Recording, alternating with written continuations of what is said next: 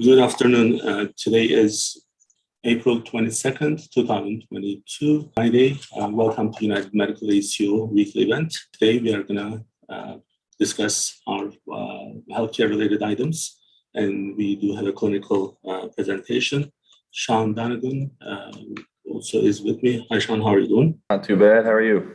Good. Dr. Romil Patel is with Kidney Care Associates. They are he's practicing with Dr.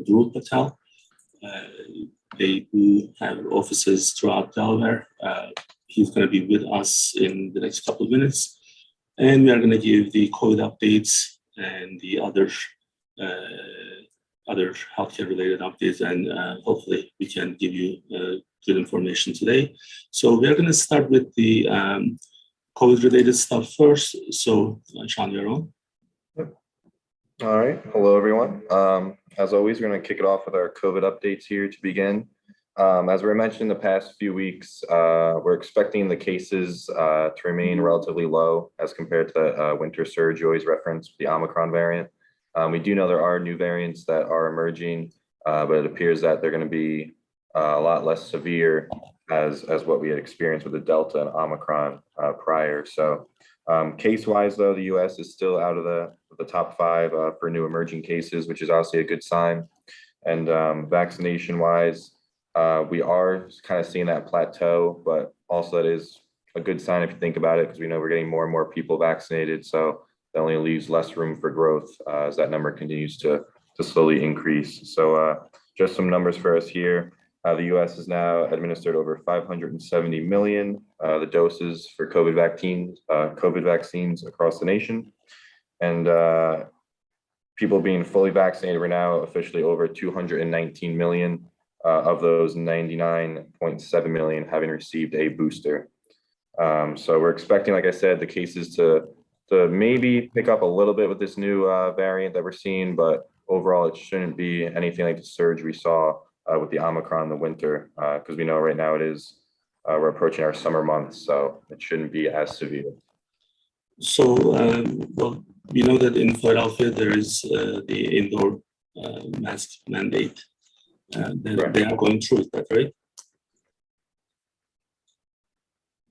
Yes, so I know that we have a few states that are now issuing those mask mandates. I'm not sure if I mentioned the last session, but my mom, who works at one of the colleges in New York, her college actually sent out the notice that all indoor activities now will again require masks. So it'll be interesting to see which states are going to have to re-implement that and for what duration. Because obviously cities are the hubs where numbers would be exponentially rising if cases were to break out. So it'll be interesting if we keep a close look on those mask mandates. So there's no uniform approach so far. It's only certain states and areas. But like I said, with our cases relatively low right now, it'll be interesting as we approach maybe the fall, if we see another spike as we approach the winter months. But all right. So I think what I'm going to do is I'm going to have Dr. Romil Patel and Don Dunkel to join us. And then we can do the clinical presentation on the chronic kidney failure, and then we'll have enough time for our other items. Dr. Patel, how are you doing? Kemal, I'm good. How are you? Good. You can hear me well, right? I don't need to put headphones. Yeah, we hear you just fine. Okay, good. And I think Donna is, she's remote today, I believe. Perhaps, no, she's there. Her connection may be a little bit slow.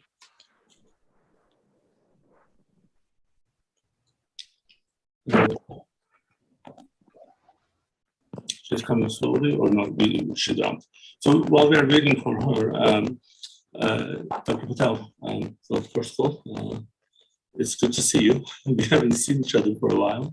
You're right. It's been some time, yeah. So how is everything? It's getting better. It's good. Yeah. Tell me about the new practice but you are with your former partner, Dr. Patel. So tell me about the practice a little bit. How's everything, and which hospitals you guys are covering? And in terms of the offices, how are you doing?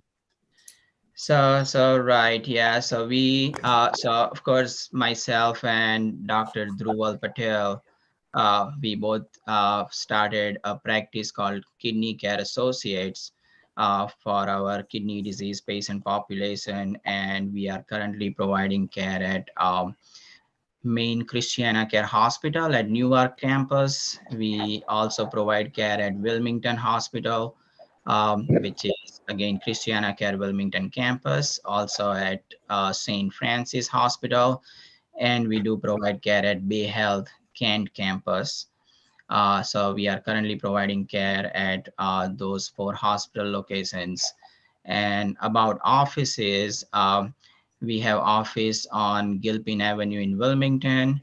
We have another office in Newark area, which is right behind the Christiana Mall.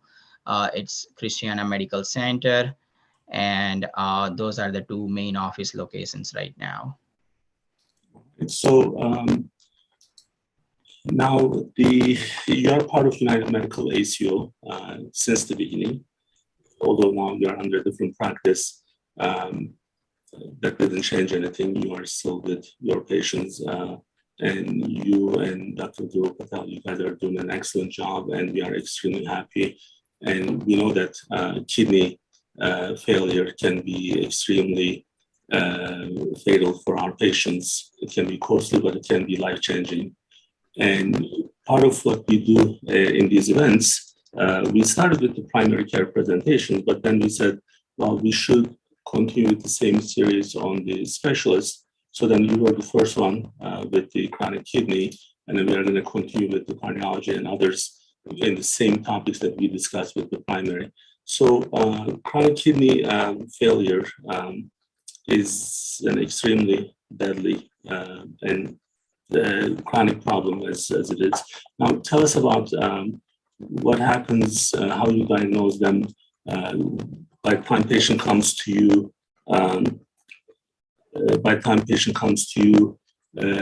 what can be done at the primary care level? So the chronic kidney disease, chronic kidney failure, this is one of the most common problems that we have seen, especially in the elderly population. And then we also have, from the ACO standpoint, this is a group that we work very closely. Our care coordinators, care managers, our primary care physicians. And once patient is diagnosed with this disease, then this is going to be with them until they die. So what I was asking is, by the time patient comes to you, to your office, are there anything that we can do from the primary care level that can be preventive or can expedite the process to have those patients to get earlier help? And then what's your approach from the specialist level, so that just give us some education on the chronic kidney failure? Sure, absolutely, Kemal. So first of all, it's always a pleasure, and thank you for having me here. And when we talk about chronic kidney disease, first of all, let me start with the definition. So chronic kidney disease is a kidney disease where there is decrease in the kidney function that we can only measure on the blood test. And the number is called glomerular filtration rate, GFR, which is part of the routine blood test for the metabolic panel. And so if there is decrease in GFR or increase in the protein in the urine, that defines the chronic kidney disease. If kidney problem is more than 3 months, it's called chronic. If it's less than 3 months, that's acute kidney injury. But we always, primary care doctors, they need to check basic metabolic panel and protein in the urine. That's the very first step to make sure that if person has chronic kidney disease or not. If they do have chronic kidney disease, then yes, there are different stages of chronic kidney disease. So stage 1 is fairly a good kidney function or very mild chronic kidney disease, and that's when GFR is more than 90. And GFR is basically that glomerular filtration rate, is the rate at which blood is flowing through the kidneys. So if that number is higher, that means person has a good healthy blood flow through the kidneys, and that's a good kidney function. So stage 1 is more than 90 GFR. Stage 2 chronic kidney disease is 60 to 90, and that's mild level of chronic kidney disease. And that's the level that if kidney function is stable, then primary care physicians should continue to monitor creatinine level, protein in the urine, as long as it's stable and not progressing. Stage 3 chronic kidney disease is like 30 to 60 GFR. That's moderate level of kidney problem. Stage 4 is 15 to 30 GFR. That's a severe chronic kidney disease. And stage 5 is the dialysis stage. So that's the typical progression of the chronic kidney disease. Now coming to the prevalence, because it's a very common health problem in the country. There are about 40 million people affected with chronic kidney disease in the country right now. So that's about 1 out of 7 adults who have chronic kidney disease. And like you mentioned, that it's more prevalent with age. As we get old, our kidneys also get old, and kidney function goes down. So if we divide by age group, then patients with age more than 65, there are 38% of population. There's like 38% population who's affected with chronic kidney disease. That's more than 1/3 of patient population after age 65 who have some degree of chronic kidney disease. If age group is 45 to 64, then prevalence is about 12%, and 18 to 44 age prevalence is 6%. So overall, yes, chronic kidney disease gets worse or is more prevalent and occurs more commonly as we get old. That's why it's very important to keep checking the basic metabolic panel and protein in the urine level, especially in the elderly population. So one question that I get very commonly, there are some over-the-counter medications we take for pain, such as Advil and ibuprofen. And I know this is for, the disease itself is for elderly, but I know a lot of people, like I myself play tennis, and easy pain relief is going to Advil or ibuprofen. And these are long-term pretty bad for the kidney, right? So yes, can we talk about that a little bit? Sure, absolutely. Because these are the medicines that we are talking about are like over-the-counter medicines. Person does not need prescription for that. So we have to be very careful with that group of medicines. They are called NSAIDs, non-steroidal anti-inflammatory drugs. And there are like a wide range of medicines in that group. Just to name a few, like Advil, Aleve, Motrin, ibuprofen, naproxen, naproxen, Celebrex, Mobic, diclofenac. They are all the same group of medicines called NSAIDs, or non-steroidal anti-inflammatory drugs. They all can cause kidney damage, and very often I have come across the kidney disease patient population that they take these medicines, but they have a pain which is very occasional and mild degree of pain, and that can be managed with maybe Tylenol or other safer group of pain medicines, but they are just not aware about it. But yes, in general, non-steroidal anti-inflammatory drugs are the medicine groups that should be avoided for especially kidney disease patients. They should avoid those group of medicines. So from the prevention or for early diagnosing standpoint, what we tell our patients, the wellness visit is the main thing, that even they don't have any problems, they need to be seen by their primary care once a year, and that has to come with the blood work. And then, as you mentioned, the GFR, and the GFR actually is based on the patient's race.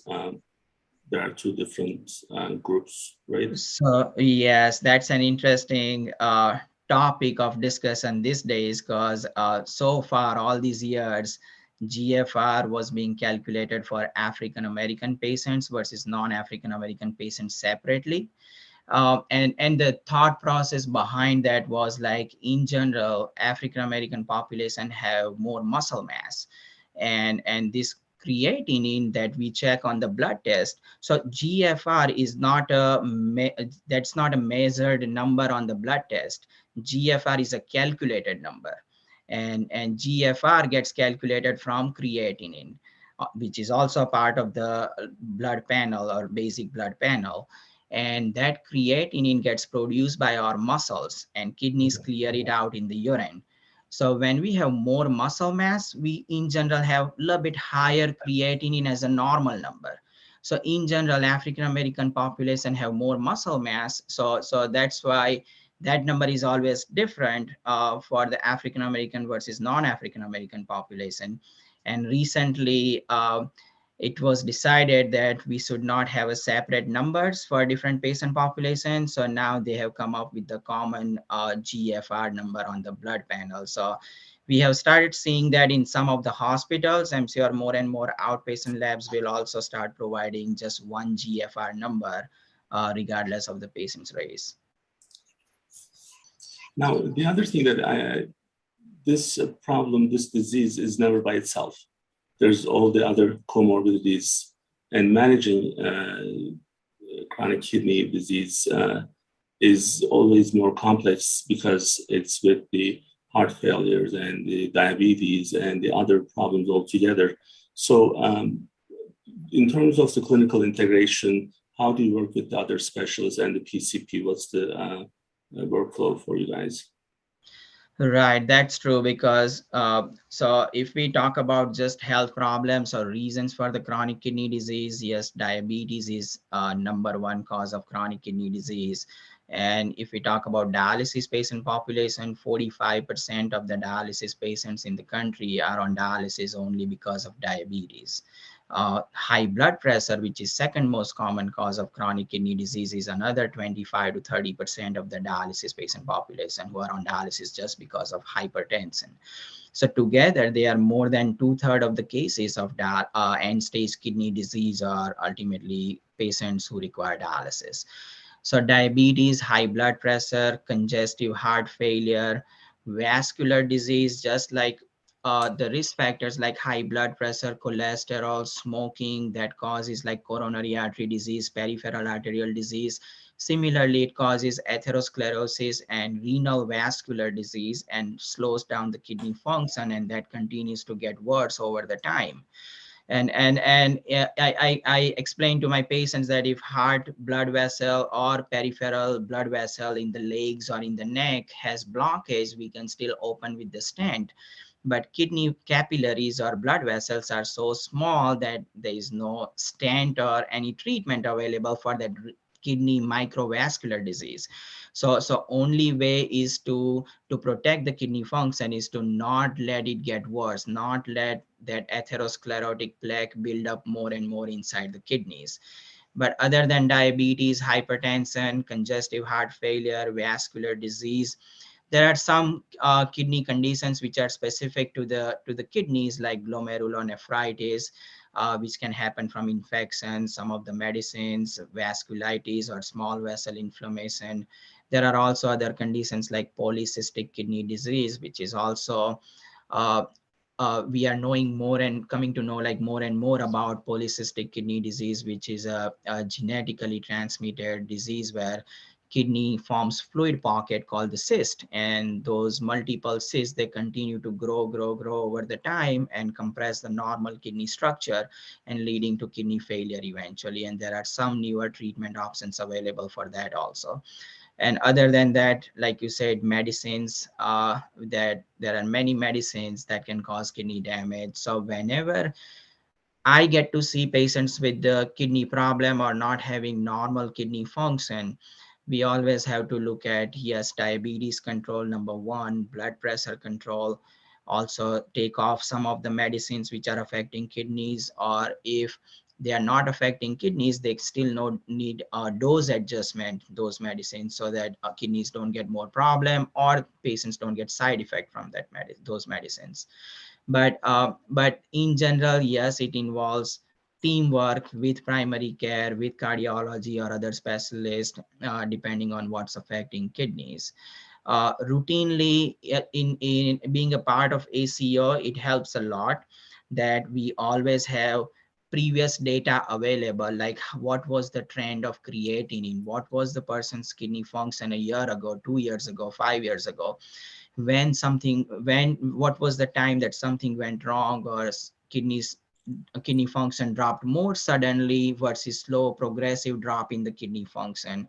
Urine studies, kidney ultrasound, those tests are very often already done by our primary care physicians within ACO, so that I don't have to repeat those tests, and I can provide more information to the patients at very first visit. So it's very helpful. So just so that, because we haven't seen each other, and I know we have our Thursday meetings with all providers, but we don't get into some of the specifics. Donna and myself, we run 2 case conferences almost every day except Thursdays, because Thursdays are behavioral health day, and then we do actually merge the case conference for that. When we, one of the things with our complex patients at the PCP level, once we look at the GFR and then, of course, the other issues together, if there is no nephrology consult, we do work with the primary care to initiate those.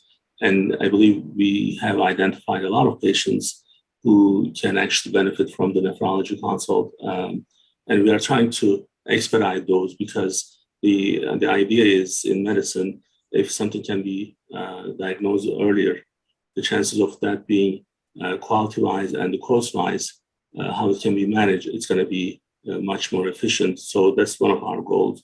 But we see a lot of patients. One of the other thing, Donna, you can stop me anytime if you need to say something. But one of the things that I just want to share, the end stage renal failure. Once the patient is at that point, the possibilities for that patient is very little. One of them is transplant, and not every patient is qualified. And if they are qualified, not everyone is able to get one. Actually, one of my very close friends, Dr. Maricar, he is the head of Bronx at Einstein at New York. And I know the process very well. And then I know our local hospitals, we have issues here. So that time it becomes really difficult to manage this, because patient has to come to dialysis centers. And then once that option is done, then the only option is transplant. Can you just talk about that a little bit? Yep, yes, sir, absolutely. So because once kidneys fail, there are only 2 options, either dialysis or the kidney transplant. And because not everyone has to go through that problem, and there is not much discussion about that in community. Many patients are not aware about how this whole process works, because I have seen at least more than 1/3 of the patients who, when they approach dialysis, they are like, well, no, I'm never going to go on to dialysis. I'll just get the kidney transplant. But it's not that simple. So basically how kidney transplant works is only when GFR is less than 20 or so and not getting better, when kidney function is at that level, that's when we can refer patients to a transplant center. Once they are at transplant center, they go through a whole series of workup depending on how complex health issues they have. And they go through a cancer screening, cardiac workup, a lot of different things to make sure they are going to live long enough if they get the kidney transplant. So that workup easily takes about 6 months or so, with all different testing and back and forth appointments at transplant center. Once, let's say, if everything goes well and they are a right candidate for the transplant, then person has 2 options. Either they know somebody who's willing to donate kidney, whether they're friends or family member or someone, But then also that person also has to go through a series of workup to make sure that person is an appropriate candidate for the transplant. And if not, if an appropriate candidate for transplant, but kidney is not a right match with the patient, then there are kidney swap programs in the country, that person's kidney goes to someone else, and somebody else who has a right match kidney for our patient, they get the kidney. But overall, that process also takes few months. And after that, let's say that if everything goes well, that person gets kidney transplant. On the other hand, if person does not have anybody who's available or who's willing to donate kidney, then uh, that person gets put on national transplant waiting list, and transplant waiting time is about 5 to 6 years right now. So for that, after this initial workup of 6 months to 1 year, person has to wait for another 5 to 6 years before kidney transplant actually happens. So it's a long waiting time. And by that time, that GFR, which was less than 20, of course, that will continue to go down slowly with all other health issues, and person has to do dialysis. The good part is eventually when transplant happens, person comes off dialysis and gets the kidney transplant. And once kidney transplant is done, then just immunosuppressive medicines and no more dialysis. So transplant is the best thing, but it's not that easy. I understand. Yeah. Donna, any questions from you? We are not able to hear you. Is it me again?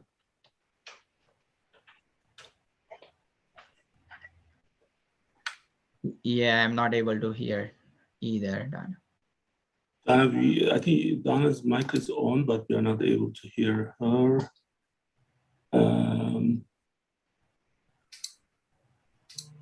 So, Donna, it's okay. I think I did ask all the questions that you had. So Donna actually is at a remote place, not actually at her home.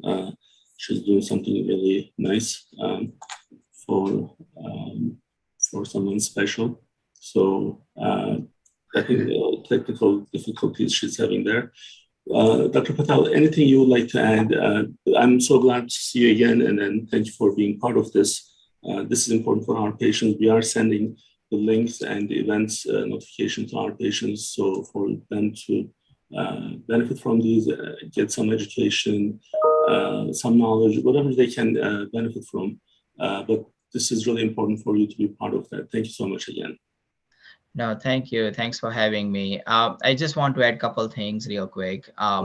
One is about when kidney disease is more severe or advanced, let's say stage 4 or stage 5. After they enter into stage 4 category, we have to start talking with patients about what's coming down the road, how dialysis works, what are the options, what are the different types of dialysis available. So all that discussion takes time, and sometimes kidney disease continue to progress. And once we talk with the patients also like to discuss that further with their friends, family, and what's coming in life and how are they going to approach it and everything. So it takes time. And plus, let's say patient decides for whether hemodialysis or peritoneal dialysis.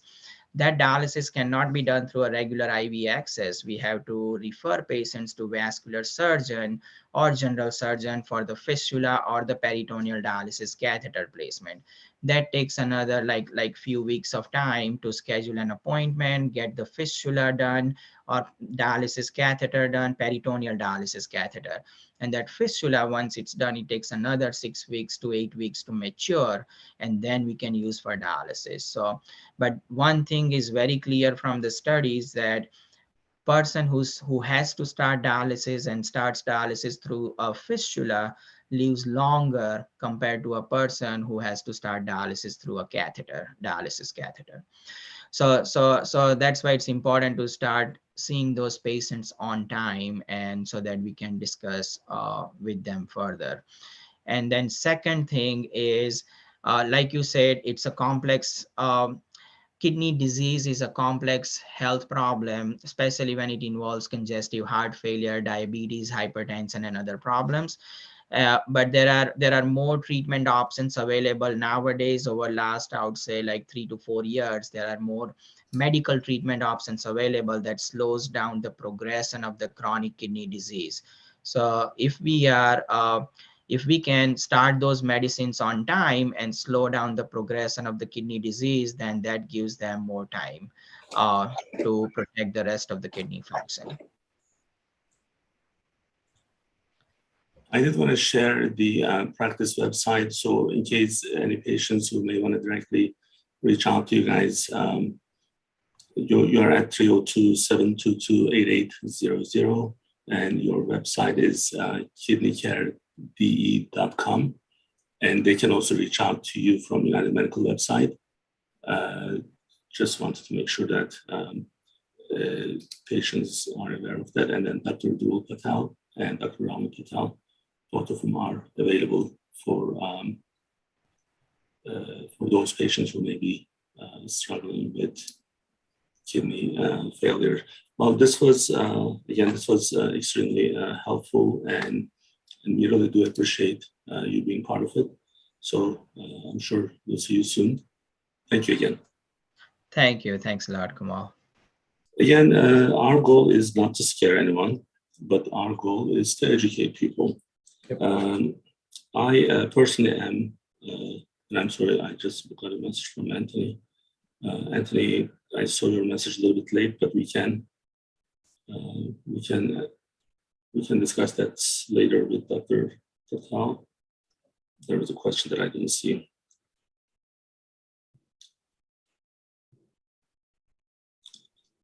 All right, so the part of our topics that we are trying to kind of keep everyone updated is the global events, financial crisis, inflation. Now, U.S. Unfortunately, our people here in the United States, they did not know what inflation was, and now we are slowly understanding what it is. Don't really like saying "I told you so," but I've been saying this for a long time, and people did not take this very seriously. This is long time coming. Yep. So now this is affecting us because what we do is we are trying to provide healthcare. When we do population health management, and when there's a financial crisis, when there's war, then everything that we do is going to be ancillary and it's not going to be meaningful. So, Sean, let's actually just talk about this a little bit. So, like one of the things that I shared, and then we put the stuff together, which is kind of running on the bottom box, the oil prices. So oil prices is such a big indicator and driver in a way that it does tell us what's going to happen. So now when you see something from JP Morgan that they're speculating, but it may be $185 per barrel. So right now we are about 106, right? So we did see 134 at some point, but it was for a couple of days. Now we are at we are back to 106. I checked, every day. Every week I take a picture of the gas station billboard, or whatever you want to call that, and it is 510. It's horrible. It's really just it's just bad, right? So now, here, this is the last couple of times it was from Shell. This is from Exxon, and it is 509. Can you see it? Yep. So now I have 10 of these pictures. I never took those pictures before. Now, there's a reason, is because it's hitting us now. It's actually, we are feeling it. So, and then we are feeling it, but we have bigger concerns where this is going to take us. What's going to happen 3 months, 6 months, and 12 months from now? This is going to impact our patients who are on Medicare and who are on a fixed income. who already picked up a part-time job to pay the secondary insurance. So that's why we are talking about. We are not.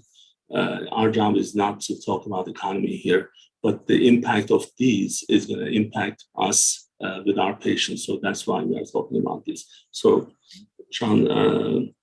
Yeah. Well, just, as you mentioned, though, in the news, obviously, like you're saying, even right now, oil is one of the items that everyone focuses on as being, such a surge in price, obviously in recent times.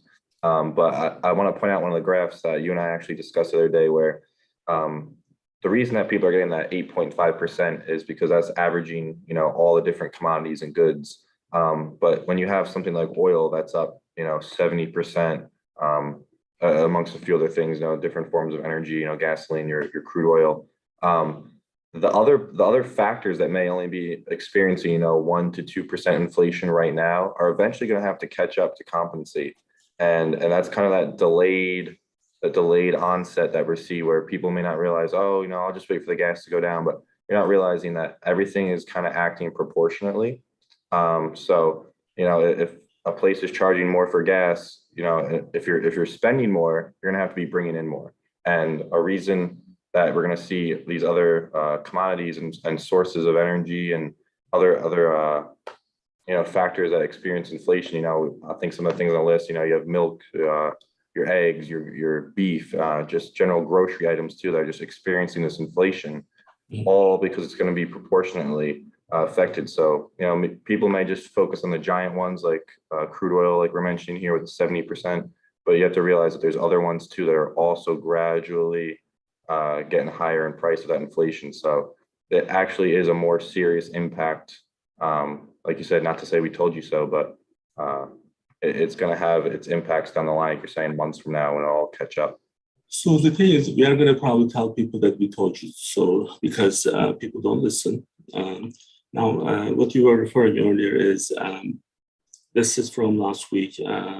The oil is at 70%, so that 8.5% March inflation is the average of oil being at 70%. The gasoline, all types at 48%. Used cars and trucks at 35%. The utility gas services at 21%, 21.6%. Meat, poultry, fish, and eggs, 14%. New vehicles, 12.5%. Electricity, 11.1%. These are about 8.5%. Now, the thing is, this is like it's almost like the deep vein. So like the top part is gonna be impacting the bottom part, so that 8.5 average is going to come back to us as like 30%, 35% inflation in 3 months, 4 months, 5 months from now. Now, the reason we are again concerned is because when that happens, we don't have mechanisms in place. Like personally, me coming from a country that used to deal with inflation. Well, there's always some increases on the minimum wage wages. So then there's inflation, 25%, they would increase the wages. So we don't have that mechanism. So we, as healthcare providers, we are not being paid differently. So we didn't increase our fees. So if we increase our fees, then to pay higher for our people, so then they can offset their expenses, then this is going to be a snowball. Yep. So that's where I think the administration today is taking us. Now, you cannot blame Putin for this, because there's an Atlantic Ocean and the other ocean on the other side. So this is happening here. So, and I think spending more is not going to make this any better. Yep. And I am just concerned as a person who's been here for the last 23 years. I'm concerned because this, at this level, if the country like the United States is getting into recession, the impact is going to be even much, much, much worse for other countries around the world. Yeah. So that's another thing. So this is not being selfish or anything. It's just like when we are saying that this is going to impact everyone else. So we need to do something, and then people need to really understand this quickly, so then we can make better choices. Now, one of the reasons, Sean, if you're okay with this, I'm going to go to the SDOH side. One of the reasons we are talking about all this is because part of what we do is the social determinant of health, and which is actually changing how we are delivering care for our patients. So if we don't really understand the financial crisis, then we won't be able to help our patients. If we don't understand social issues, racial disparities, gender problems, then we won't be able to really understand our patients. So, it's an interesting maybe analogy. When I used to run the hospitals program, Sean, so this was long time ago. So I won't give you a date, but a long time ago, 15 years ago. So I would interview these physicians. So believe this or not, 10 to 15 years ago, and then this may be even higher, that number now, 50, for the internal residents, internal medicine residents, at 65%, they were from India in the United States. So 65% of the graduates from internal medicine programs, they were Indians. Now, this is not native Indians. So these are people who, well, there was a cultural gap. Well, actually, we had Dr. Patel, who's Indian. So that same thing, take it to the internal medicine before their fellowship. So there was a huge cultural issue, because the Indian doctor, if they didn't have good understanding of the American culture, they wouldn't be able to help the patient who's actually having issues, like the mother with 3 kids with 3 different last names. He wouldn't understand what that means in India, that they don't have that. So understanding the patient without judging them is the main issue that we have to be able to address. So the social determinant of health is something that we want to master. So can we do it? Are we able to do it? My only concern is, while we are trying to do something really good, I'm just worried about the financial crisis and the war just screwing this up, because we're at a point where our maturity of our ACO, our clinical integration, is so great that we are able to do a lot more. But then all of a sudden, if there is a bigger, something bigger than us, impacting everything else, it's just concerning. Now, before I let my emotions take over, let's talk about the SDOH a little bit. Now, from your understanding, let's just try to break it into like simpler pieces. Tell us about your understanding, and then I can just sure.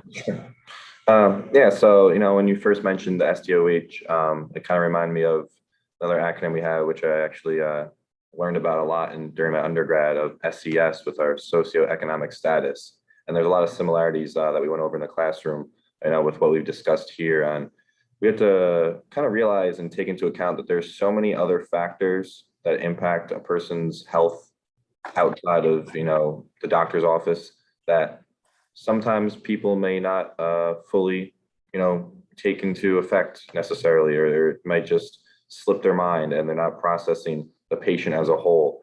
And, with these SDOH, social determinants of health, it can literally just be anything in the person's life. Our main topics, we have with their income level, what they do for work, their family household status, whether they have a spouse, if there's a large family, if they have caregivers, if they themselves rely on a caregiver, their transportation ability, their access to food. So there's so many main, I'd say, umbrella ideas that can go down into our SDOH, but at the same time, there's very, very specific items too that people may not take into account. So it could be, this patient just experienced a traumatic event in their life, so they're not going to be necessarily worried about getting their cholesterol checked as opposed to, they have other things going on. So I think that the SDOH as a whole is just basically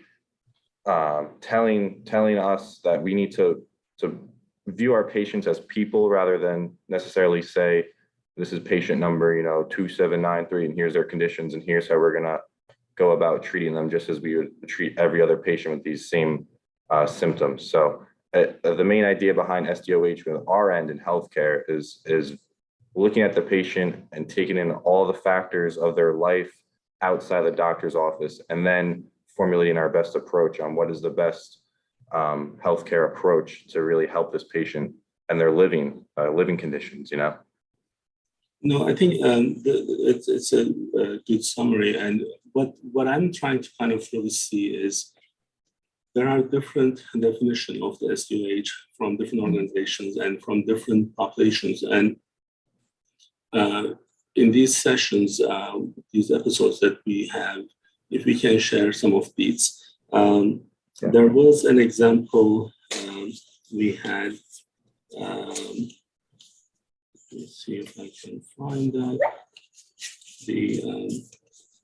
We did have, I don't know if it's the same one you're thinking of, but we did have one patient. I know I had sent a slide in that Teams chat. I'm not sure if you're able to share your screen, but we did have that one patient a couple weeks ago, relying on the mother as the caregiver, if that's the one you're thinking of. I'm not sure if you're thinking of a different example. Let's see if this is the one.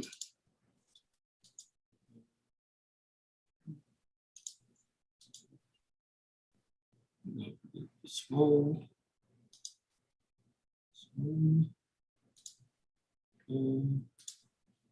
I thought I had it, but yeah, then you did send it. But if it's anything, it's my fault. Actually, not. I found it. No, not that. But you can talk about that while I'm. Sure. Yeah.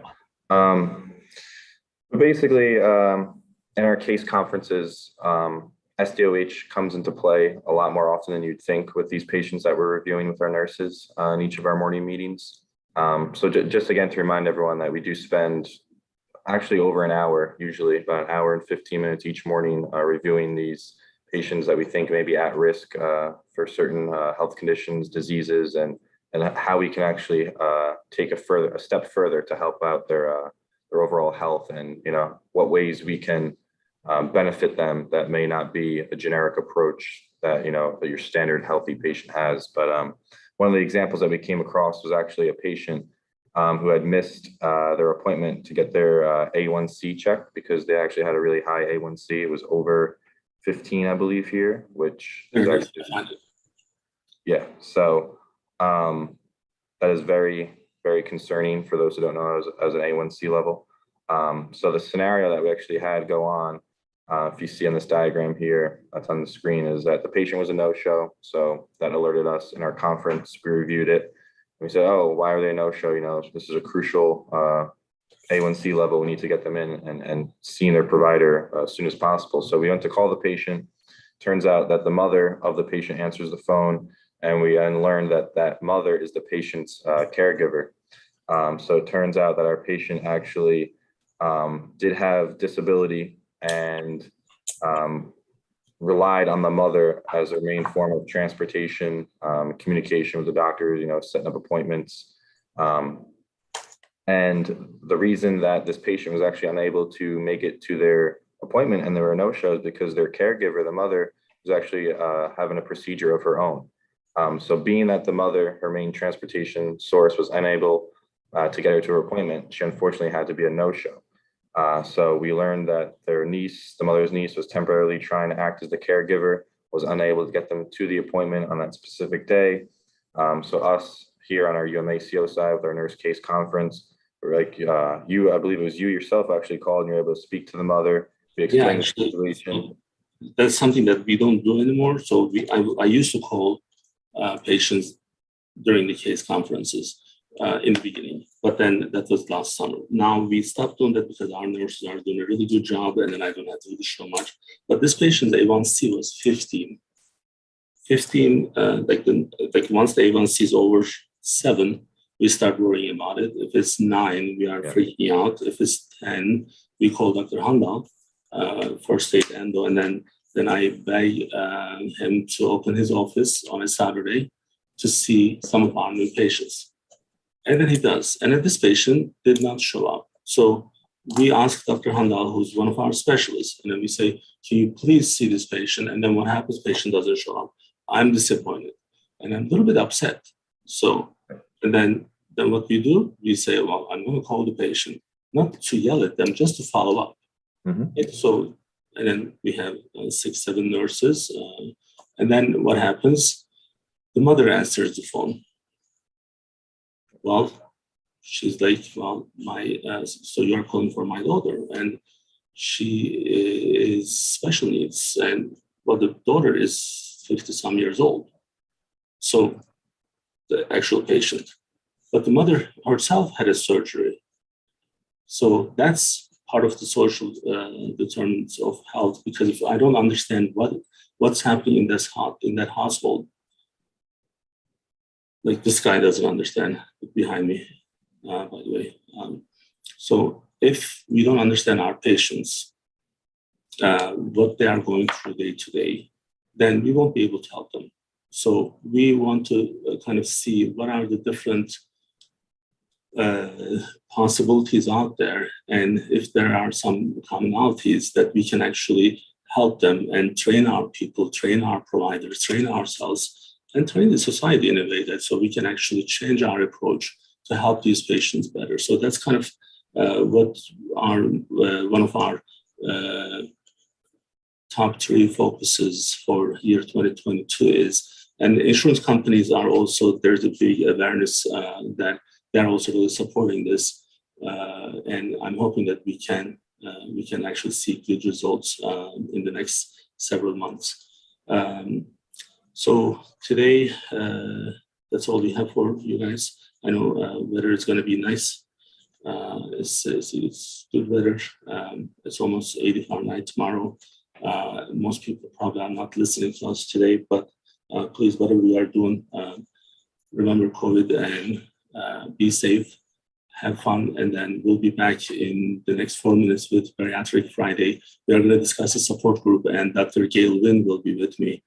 And then we'll be back next week. Well, thank you for joining us. Sean, thank you again. Of course. Thank you. Take care, everyone.